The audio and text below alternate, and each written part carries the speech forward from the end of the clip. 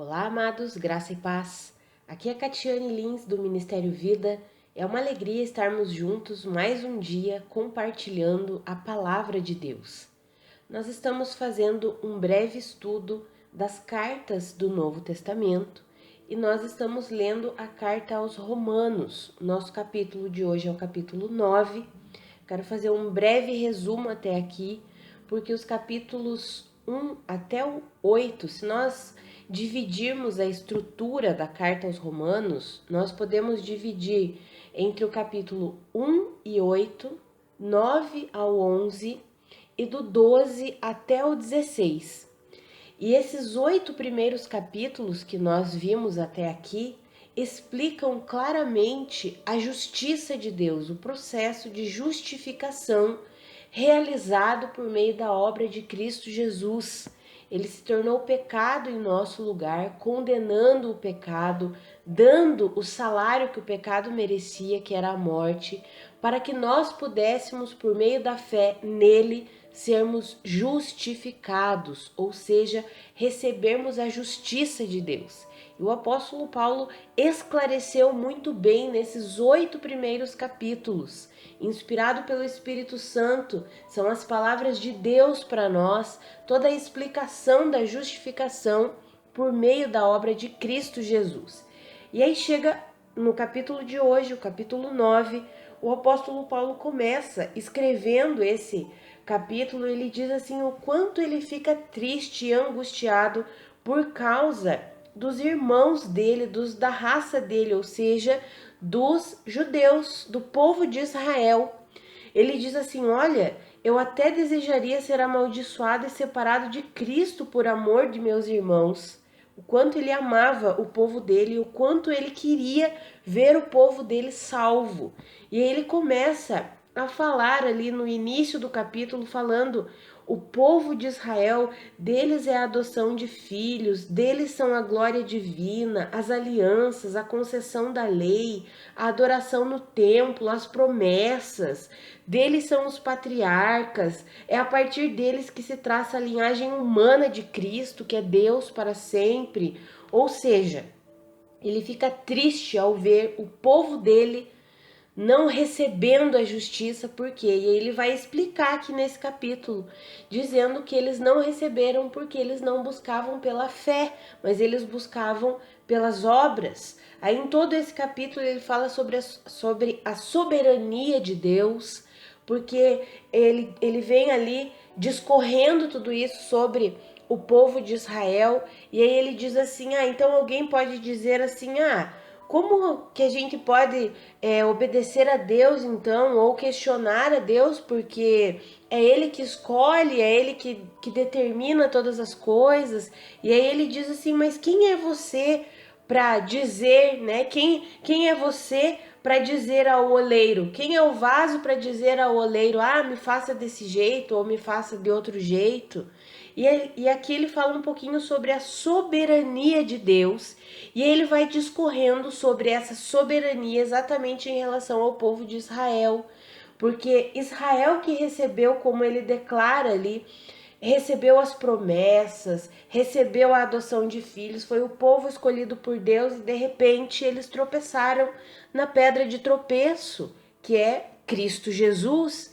E aí ele vem colocando tudo isso e chega ali no final, mais ou menos do capítulo 9, ele vai dizer assim, algumas declarações feitas pelos profetas, feita pelo profeta Oséias, pelo profeta Isaías, que Deus chamaria um povo que não era seu povo, que Deus diria minha amada a quem não era minha amada, ou seja, referindo-se aos gentios, aqueles que creram no evangelho. E aí ele vai falando, mas Isaías exclama com relação a Israel, embora o número dos israelitas seja como a areia do mar, apenas o remanescente será salvo, falando sobre existe salvação ainda para o povo de Israel, sim. E aí eu quero ler com você o versículo, dos versículos 30 ao 33, que é depois que ele faz toda essa explanação a respeito do povo de Israel, do quanto ele gostaria de ver o seu povo sendo salvo, mas eles não creram, não depositaram a sua confiança em Cristo Jesus, ele faz essa conclusão. O apóstolo Paulo escreve assim: o que diremos então? Os gentios que não buscavam justiça a obtiveram, uma justiça que vem da fé. Mas Israel, que buscava uma lei que trouxesse justiça, não a alcançou. E por que não? Porque não a buscava pela fé, mas como se fosse por obras. Eles tropeçaram na pedra de tropeço, como está escrito: eis que ponho em Sião uma pedra de tropeço e uma rocha que faz cair, e aquele que nela confia jamais será envergonhado. É interessante porque esses capítulos 9, 10 e 11, eles falam um pouquinho sobre Israel, sobre Deus não ter abandonado Israel. Apesar deles tropeçarem na pedra de tropeço, ainda existe salvação para o povo de Israel. Deus não abandonou as promessas que fez em relação à nação de Israel, em relação àquele povo que ele escolheu.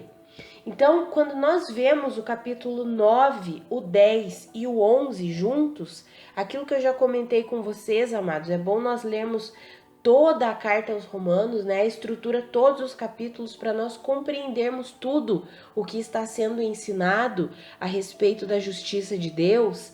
Quando nós vemos tudo isso e vemos os capítulos 9, 10 e 11, nós veremos amanhã e depois na segunda-feira o capítulo 11, nós vemos o quanto Deus não abandonou Israel.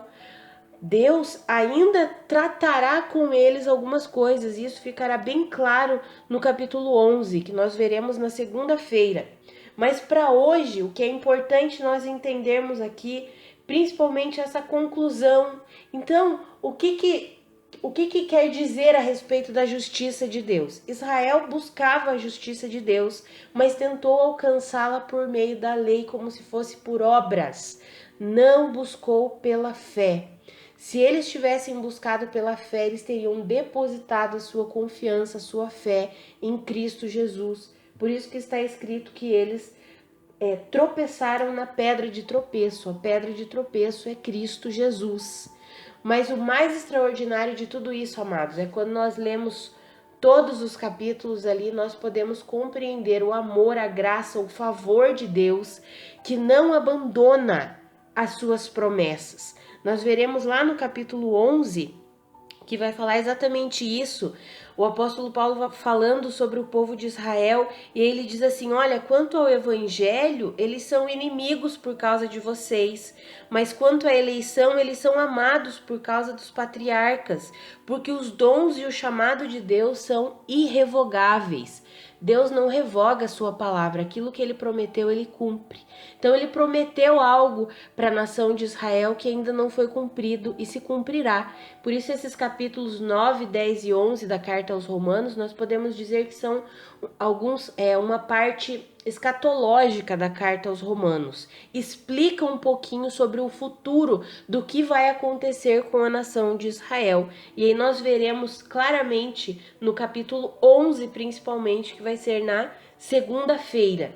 Então, amados, para nós compreendermos toda a questão da justiça de Deus, Deus efetuou a sua justiça por meio de Cristo Jesus, e as promessas que ele fez para a nação de Israel, aquilo que ainda não se cumpriu, se cumprirá, porque Deus é fiel e ele cumpre com todas as suas promessas.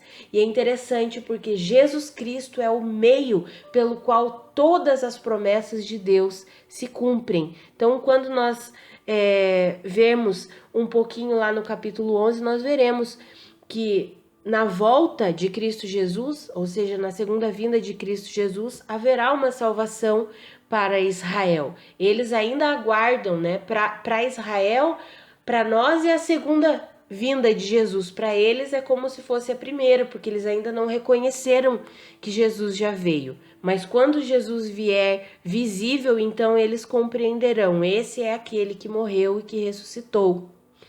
Amados, é interessante nós estudarmos essa parte, esse capítulo 9, o 10, o 11, para nós compreendermos a fidelidade de Deus. Deus é fiel e tudo aquilo que ele promete, ele cumpre.